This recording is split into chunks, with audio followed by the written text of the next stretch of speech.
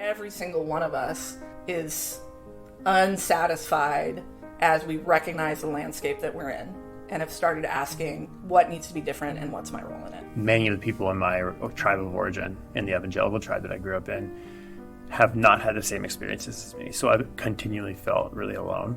I couldn't find those venues, those avenues, those relationships of people that were wanting to be transformed. The ache that brought me into the program, it was a very personal one. Oftentimes the folks that I sit with, the people that I love, may not be invited or welcome into church community. So my ache was, how do I get the church? How do I get them to follow Jesus out into the world? I felt alone in that ache, and Journey of Hope has helped me find people who have that ache too. And it's always better to ache together.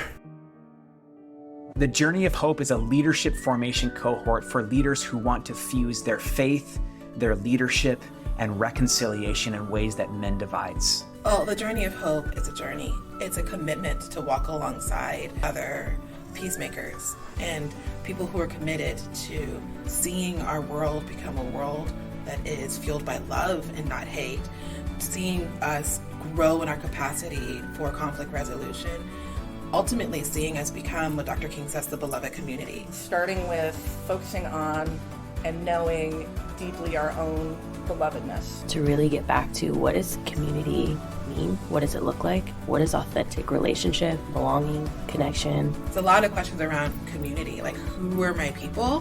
Who are my peers? Who are the ones that I can be unburdened and unguarded with? One of the surprises was finding that there were others like me. The program features virtual access to leading voices in global peacemaking, peer group sessions, one-to-one coaching and spiritual direction sessions, and then culminates with a 5-day immersion experience into a point of pain, conflict, or injustice around the world. This immersion has been phenomenal. It has been so deepening, not just in the work that we're seeing, but doing it with a group of people that we've been doing work with for 5 months is incredible. It was powerful to be able to come to a place where there's a shared desire to actually create restorative community. So the community is what sustains my continuing journey as a peacemaker. If the church has a hope, like in general, of having any sort of credibility in the world, we need these kind of experiences. We have to change the way we go about learning, the way we grow.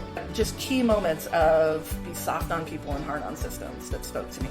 Believe that there's some coherence between like peacemaking out here begins with peacemaking in here. So we look here and we ask ourselves how to be transformed here. We look interpersonally. We look at systems in the world. And so it's really a holistic formation of peacemakers, because Journey of Hope is so focused on your formation of who you are and where you are and how you're called to be a peacemaker.